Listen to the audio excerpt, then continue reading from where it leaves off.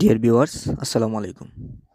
আজ আমি আপনাদের সাথে শেয়ার করব আপনি কিভাবে আপনার মেসেঞ্জার চ্যাট লিস্টে যতজনের সাথে চ্যাট করেছেন প্রত্যেকটা ব্যক্তির মেসেজ একসাথে ডিলিট করে দেবেন। অর্থাৎ যদি আপনি চান যে একজন করে ডিলিট করবেন সেটাও পারবেন, কিংবা আপনি চাইলে আপনার চ্যাট লিস্টে যতজনের চ্যাট আছে সবগুলো আপনি ডিলিট করতে পারবেন। যেমন এরকম আছে, এখানে আছে, দেখুন এখানে আপনি চাইলে সবার মেসেজ একবারে ডিলিট করে দিতে পারেন, সব ব্যক্তিদের মেসেজ, কিংবা আপনি চাইলে একজন করে ডিলিট করতে পারেন। তো বন্ধুরা, চলুন প্রসেসটা শুরু করা যাক। প্রথমত আমরা আমাদের মেসেঞ্জার অ্যাপসে ওপেন করে নেব এবং মেসেঞ্জার অ্যাপস থেকে এসে ধরুন আমি এই ব্যক্তিটার মেসেজগুলো ডিলিট করব, তখন আমি এখানে ক্লিক করলাম। তারপর এই যে উপরে আই বাটনে একটা ক্লিক করে দেবেন। তারপর এই যে উপরে 3 লাইন আছে এখানে একটা ক্লিক করবেন।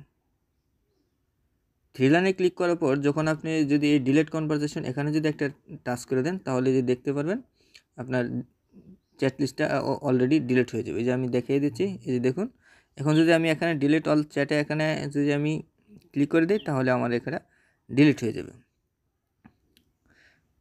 তারপর আসুন, আমরা চাইলে আমরা আমাদের সকল ব্যক্তিদের চ্যাটিং ডিলিট করতে পারি। তো এই জন্য আমরা কী করব, প্রথমত আমরা আমাদের ট্রি লাইনে চলে যাব। তারপর আমরা আমাদের সেটিংসে ক্লিক করব। সেটিংসে ক্লিক করার পর আমরা স্ক্রল করে একটু নিচের দিকে আসতে থাকব এবং এই দেখুন এখানে রিপোর্ট টেকনিক্যাল প্রবলেম আছে, এখানে একটা ক্লিক করব। তারপর এই যে নিচে রিপোর্ট এনিওয়ে এখানে একটা ক্লিক করব। তারপর আমরা ইনক্লুড এখানে একটা ক্লিক করব। তারপর এই দেখুন আমরা আমাদের এই স্ক্রিনশটটা ডিলিট করে দেব এবং এখানে আমরা আমাদের রিপোর্টটা লিখব। আমার রিপোর্টটা লেখা ছিল, আমি এখানে পেস্ট করে দিলাম। বন্ধুরা, এভাবে আপনারা চাইলে আপনাদের রিপোর্টটা এখানে লিখে দিতে পারেন। লিখে দিয়ে আপনারা যে উপরে সেন্ড বাটনে একটা ক্লিক করবেন।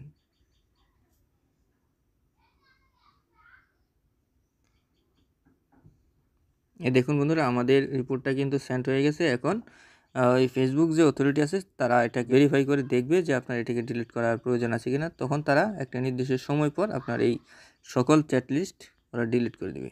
বন্ধুরা, ভিডিওটা ধৈর্য সহকারে দেখার জন্য আপনাদের অসংখ্য ধন্যবাদ।